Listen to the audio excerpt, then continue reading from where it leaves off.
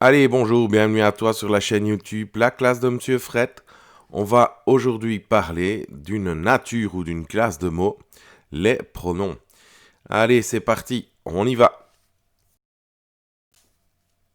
On va tout d'abord commencer par parler généralité. Donc, quelles sont les généralités relatives aux pronoms? Eh bien, le pronom, il évite les répétitions en remplaçant un élément connu ou déjà donné, donc qui remplace quelque chose dont on a déjà parlé auparavant, dans un texte, dans une phrase. Il peut reprendre un mot ou un groupe de mots dont les natures peuvent être différentes. Tu vas le découvrir au travers d'un exemple ou plusieurs exemples plutôt. Ainsi, il peut reprendre un groupe nominal. Antoine raconte des histoires. Il en connaît beaucoup. Tu vois que le groupe nominal, c'est des histoires, et le pronom qui remplace des histoires, c'est en, puisque le plus petit groupe nominal qui existe, c'est un déterminant suivi d'un nom. Il peut aussi remplacer un adjectif. Ces histoires sont-elles courtes? Elles le sont. L'adjectif est courte. Elles sont quoi? Elles sont courtes. Le qui remplace courte. Il peut aussi remplacer un infinitif. Rire, je n'aime pas cela. Mon infinitif est rire. Je n'aime pas quoi? Je n'aime pas rire. On va pas dire rire, je n'aime pas rire. Ça n'a aucun intérêt, c'est trop lourd dans la phrase. Donc on le remplace par le pronom cela. Enfin, un pronom peut remplacer une proposition. Élise souhaite que tu lui répondes. Le feras-tu?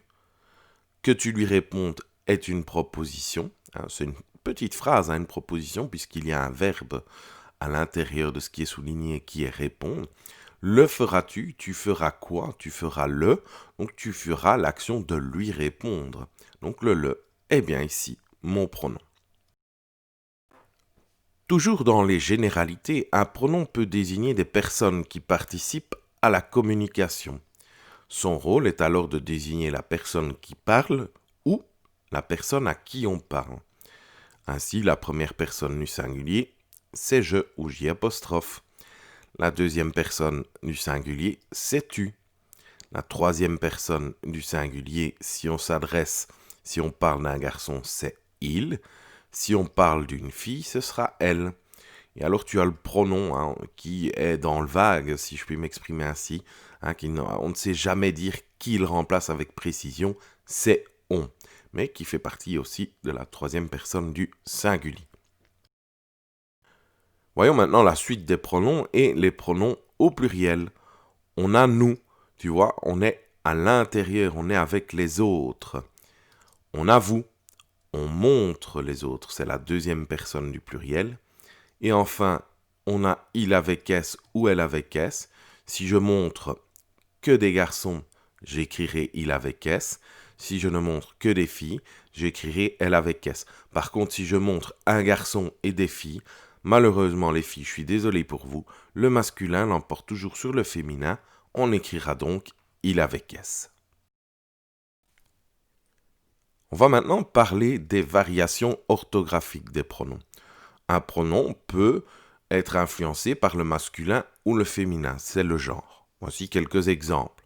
Il ou elle, celui-ci, celle-ci, l'un ou l'une. Un pronom peut aussi recevoir une marque de nombre, soit singulier ou pluriel. Voici quelques exemples. Il sans S ou il avec S, celui-ci ou ceux-ci, l'un ou les uns. A contrario, les pronoms peuvent ne pas varier ni en genre, ni en nombre. Par exemple, en, le i, qui s'écrit y, le qui, le don, le rien. Et bien entendu, il y en a d'autres. Et enfin, certains pronoms varient en personne.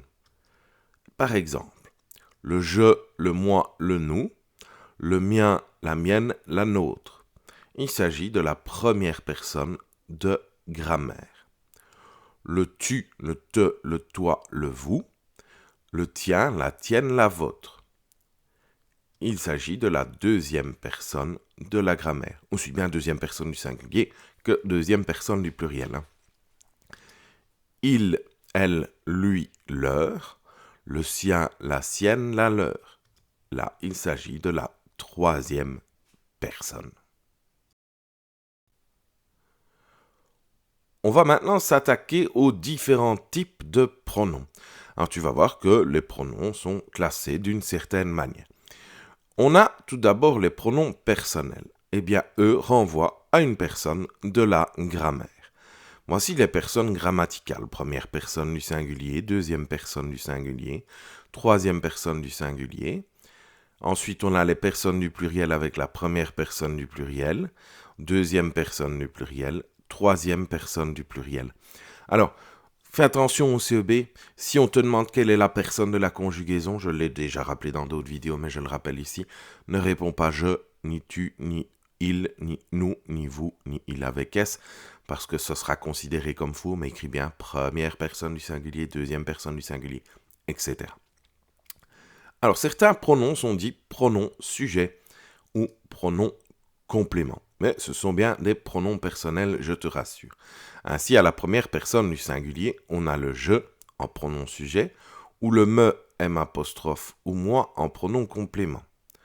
On a le tu en pronom sujet, le te, le t' ou le toi en pronom complément.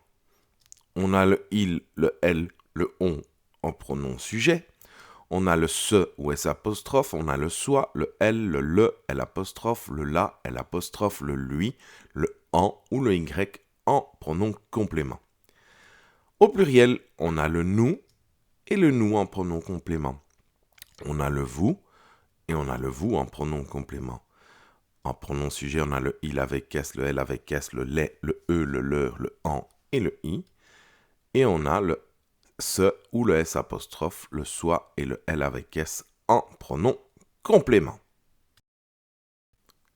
Alors, toujours en rapport avec les pronoms personnels, quelques petites remarques orthographiques les concernant. Si on a le je, le me, le te, le se, le la, eh bien, ils s'écrivent avec une apostrophe devant une voyelle ou un H muet. Par exemple, j'arriverai en retard ce soir. Tu vois, le A, c'est ma lettre, ma voyelle. Elle s'habille pour se rendre au bal organisé par le ministre. Le H est bien un H muet. Deuxième remarque, le pronom personnel sujet qui suit le verbe est relié à ce verbe par un trait d'union. Par exemple, vient-il nous rendre visite pendant les vacances ? Tu vois que le vient est mon verbe, le il est mon pronom sujet, il y a bien un tiret entre les deux. Aurez-vous congé dans un mois ? Même chose. Tu vois, le verbe c'est aurait. Vous est mon pronom personnel sujet. Tu vois qu'il est relié au verbe par un tiret. Les pronoms personnels compléments qui suivent un verbe à l'impératif sont reliés à ce verbe par un trait d'union. Par exemple, donne-lui ce jouet. Donne est mon verbe conjugué à l'impératif. Lui est mon pronom personnel complément. Eh bien, il faut un tiret entre les deux. Rends-toi à la police maintenant. Rends est un ordre, un verbe à l'impératif. Toi est un pronom personnel complément. Il faut les relier par un tiret.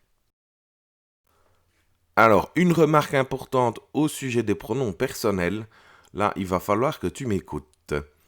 Ne confonds pas certains pronoms personnels avec les déterminants. Il la prend dans ses bras pour la réconforter. Bon, facile, tu vas te dire que là, c'est le déterminant de prend et là, c'est le déterminant de réconforter. Eh bien non, c'est totalement faux. Tu vois que prend est un verbe conjugué et que réconforter est un verbe à l'infinitif. Or, un déterminant, je te rappelle qu'il accompagne un nom. Tom prend son jouet, il le range dans la malle. Tu vas te dire que le déterminant de range. Eh bien non, encore une fois, c'est totalement faux. Tu vois que range est un verbe. Donc pour ça, tu dois bien manipuler et bien comprendre toutes tes natures. Tu vois qu'un pronom est bien souvent, dans ce cas-ci, placé avant un verbe. Et donc à ne pas confondre avec le déterminant. On continue toujours dans nos différents types de pronoms avec les pronoms possessifs. Le pronom possessif renvoie à une personne grammaticale et en indiquant le possesseur, ça veut dire qui possède. Alors, je ne te fais plus l'affront des personnes grammaticales, hein, et on va retrouver des pronoms tantôt au singulier masculin, par exemple le mien, mais au féminin, ça donnera la mienne. À la deuxième personne, le tien, la tienne, le sien, la sienne, le nôtre, la nôtre, le vôtre, la vôtre, le leur, la leur. On retrouve également des pronoms au pluriel masculins, les miens et au féminin, les miennes, les tiens et au féminin, les tiennes, les siens, les siennes, les nôtres, les nôtres. Là, tu vois que les deux pronoms s'écrivent de la même manière. Donc, si je les vois, je dois réfléchir, je dois aller voir ce qui se disait avant dans ma phrase pour savoir si c'est masculin ou féminin et trouver ce qu'il remplace. Les vôtres, les vôtres, les leurs, les leurs. Quelques petites remarques orthographiques, ou du moins une remarque orthographique.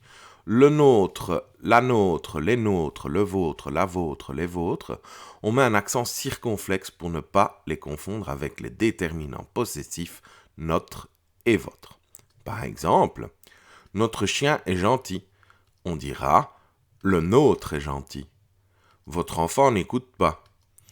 On dira le vôtre n'écoute pas. Alors, troisième type de pronoms, ce sont les pronoms démonstratifs. Eh bien, ce sont des pronoms qui montrent, d'accord, qui disent de quoi on a déjà parlé. Hein. Ils renvoient donc à un élément connu avant dans le texte et ils le désignent. Hein, tu verras, ils sont faciles à reconnaître parce que comme les déterminants démonstratifs, ils commencent par la lettre C. Alors, d'un côté, on a les invariables. Les invariables, ce ou c'est apostrophe, ceci, cela ou ça. On a ceux qui sont au singulier masculin, celui, et au féminin, celle. On a au masculin celui-ci, celle-ci au féminin. Celui-là au masculin, celle-là au féminin. Et ceux du pluriel, masculin, on a ceux, on a au féminin celle. Ceux-ci, celle-ci, ceux-là ou celle-là. Toujours sur nos pronoms démonstratifs, quelques petites remarques orthographiques. Le se va s'écrire C' quand j'ai le verbe être qui commence par une voyelle. Par exemple, c'est chaud. C', être est en rouge, c'est est, hein, le E, eh bien, c'est une voyelle. Même chose avec c'était trop bon, était est le verbe être conjugué à l'imparfait, C' obligatoire. Cela s'écrit en un mot et sans accent. Exemple, je penserai à cela plus tard. Quand on a le si et le la, qu'on considère comme des adverbes, eh bien, ils sont joints avec un trait d'union au pronom démonstratif. Voici un exemple. J'aime ce pull, ma sœur préfère celui-ci à celui-là. Tu vois que celui est mon pronom démonstratif, hein, et le si et le la, eh bien, se rattachent au pronom démonstratif par le trait d'union. Une petite remarque par rapport au si, eh bien, le si, il indique quelque chose qui est proche, tandis que le la indique quelque chose qui est plus éloigné. On va donc maintenant parler des pronoms relatifs. Un pronom relatif qui remplace un nom ou un groupe nominal introduit une phrase ou une proposition appelée phrase ou proposition relative. Le nom ou le groupe nominal qui est placé avant le pronom relatif et auquel il renvoie est l'antécédent, c'est-à-dire qu'il vient avant le pronom relatif. Donc ce petit mot, le pronom relatif, va faire la jonction, ça va être une sorte de mot-lien entre deux phrases, si tu préfères. Alors d'un côté, il y a les pronoms relatifs invariables, le qui, le que, le quoi, le dont, le où. On a ceux au singulier masculin, lequel, Au féminin, on aura laquelle, auquel, à laquelle, duquel, de laquelle. Au pluriel, au masculin, on aura lesquels. Au féminin, on aura lesquels. On aura auquel. Au féminin, on aura auquel. Desquels au masculin. Et enfin, desquels au pluriel. Quelques petites remarques orthographiques à leur sujet. Le que s'écrit QU apostrophe devant une voyelle ou un H muet. Voici quelques exemples. C'est une affaire qu'il faut oublier. Le I est une voyelle, on va éviter de mettre un que avant. C'est une affaire qu'il faut oublier, ça n'a aucun sens.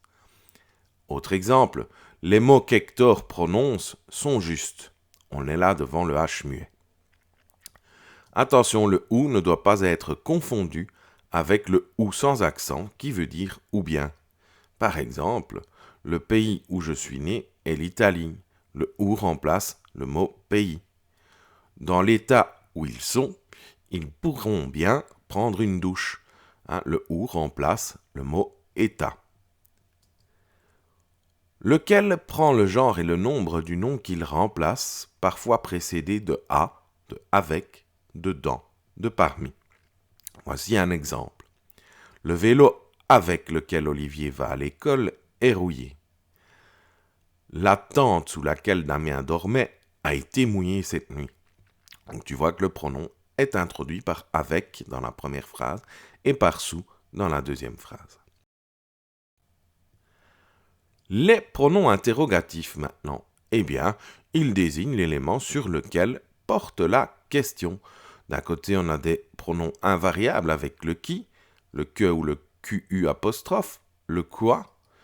On a au singulier masculin lequel, au féminin laquelle, auquel, à laquelle, duquel et de laquelle. Et au pluriel, au masculin on a lesquels, au féminin on a lesquels, on a auquel, auquel, desquels, desquels. Remarque orthographique à leur sujet, comme d'habitude, le que s'écrit QU apostrophe devant une voyelle ou un H muet. Voici mes exemples. Qu'y a-t-il à faire ou qu'habites-tu, une maison ou un appartement. On va maintenant parler des pronoms indéfinis. Eh bien, ils désignent un ou plusieurs éléments mal connus dans une situation, dont on ne connaît que peu de choses finalement. On a les invariables avec autrui, bon nombre, la plupart, n'importe qui, n'importe quoi et le on. On a au singulier masculin l'un, au féminin on a l'une. On a l'autre au féminin. On a quelqu'un, on a quelqu'une. On a tout. Voilà pour le singulier. On passe maintenant au pluriel. Au masculin, on a les uns, les unes au féminin. Les autres, quelques-uns, quelques-unes. Tous, toutes, certains, certaines. Voilà donc pour les pronoms indéfinis. On continue toujours sur les pronoms indéfinis parce qu'il y en a d'autres. Des invariables, on a personne, plusieurs, quelque chose, quiconque, rien, tout le monde. Au singulier, toujours au masculin, on va retrouver aucun, au féminin, aucune, chacun, chacune, nul, nul, pas un, pas une, plus d'un, plus d'une, et enfin, tel ou tel. Et tu remarqueras qu'au pluriel, eh bien, c'est terminé. Quelques petites remarques orthographiques, ou du moins une remarque orthographique à leur sujet. Quelques-uns et quelques-unes s'écrivent avec un trait d'union. Par exemple, des pommes, quelques-unes ont pourri sur le sol. Donc tu vois qu'il est indéfini parce qu'on ne sait pas dire combien ont pourri sur le sol. Quelques-uns ont été malades. On ne sait pas quelle est la quantité de personnes qui a été malade. Enfin, les derniers types de pronoms sont les pronoms numéros. Ils indiquent une quantité précise. Ils s'écrivent de la même manière que les déterminants numéros, mais ils sont employés seuls, il ne faut pas les confondre avec les déterminants qui accompagnent toujours un nom. Par exemple, 3 des 5 livres que j'avais commandés sont arrivés. 3 est bien un pronom. Pourquoi j'ai pas mis 5 en gras? Eh bien parce que 5 est le déterminant de livre. J'avais invité 13 amis. 12 sont venus, le 13e était malade. Même chose, 13, je ne l'ai pas mis en gras parce que c'est les déterminants de amis. 12 et 13e, et le 13e sont des pronoms. Voilà, cette vidéo est à présent terminée. Je te dis un tout grand merci. Je te dis à bientôt. N'hésite pas de partager la vidéo. Et si tu n'es pas encore abonné à ma chaîne YouTube, c'est par ici que ça se passe. Je te dis à bientôt. Ciao, ciao.